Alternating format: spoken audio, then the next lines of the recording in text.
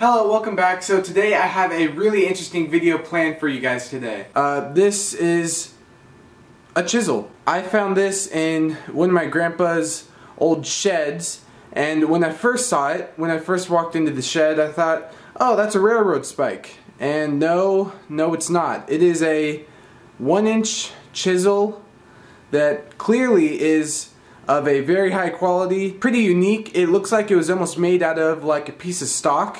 You can see the handle here has a faceted style on it, and if you look really closely you can see a pattern in there, almost like a grip pattern that was put in, and on the end here you can see it's just kind of rounded over, really great for a mallet, you know, to hit on. So if we pretend here my hand is a piece of wood, you can see that the handle is actually angled up slightly away from the flat part of the chisel. That's pretty cool, and you know, you can tell that this is something that can't be done by some ordinary craftsman. You know, it takes a lot of skill to be able to flatten this down and get the bevel right and create such a tool that can last this long. And obviously the edge is not sharp at all. We're going to clean that up. I think I'm only going to just clean up the back and the bevel and maybe a little bit right here. You know, I don't really want to bother with the handle part. I think that patina actually looks really nice on it. So I think for this chisel, I've done a little bit of research, and the bevel for this should be somewhere between 25 and 30 degrees. So I think the first step in restoring this is going to be to get the back of this nice and flat and polished, and I don't see any too deep of pitting in the chisel, so that's a good sign. And on the bevel right here, it's not in too rough of shape. It is definitely out of square though, so we'll have to make sure we get that right. That's really all I want to do with this. I don't want to, like I said, I don't want to, you know, mess up the handle and make it look brand new, because I think that patina looks really nice on there. So that is the plan for this chisel. Like I said, very unique. I personally haven't seen anything like this. Many of you guys probably have, but when I saw this, I thought it was pretty darn cool.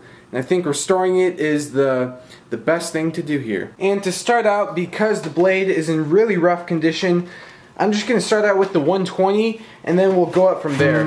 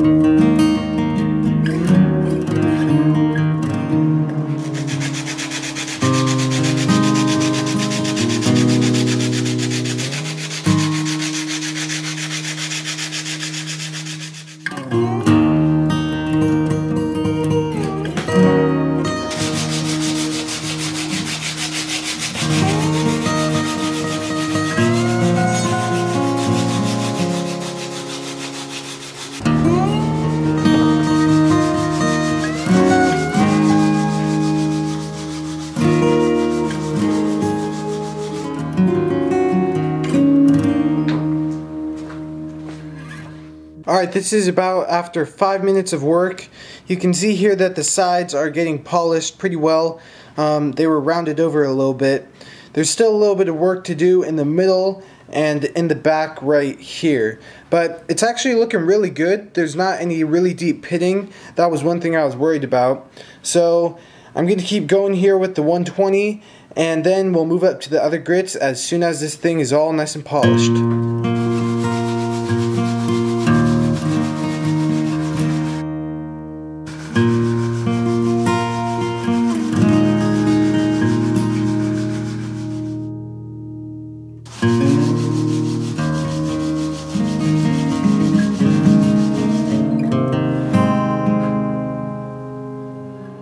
Alright, so I've been working here for the last, I don't know, probably 30-35 minutes on this chisel, and I have the back all flat and good, and I even started working on the bevel a little bit. And now what I'm going to do is, I was working on the 120 grit, and now what I'm going to do is go up to a 220, and then slowly I'm going to climb up to the other grits and make this thing razor sharp. This 120 grit that I was working with is definitely the longest step in this process. Instead of removing material, all I'm going to be doing is just polishing the faces. And also, while I'm sharpening, because it builds up a lot of friction on the sandpaper, I've just been dipping it in some water, and that's been working really good.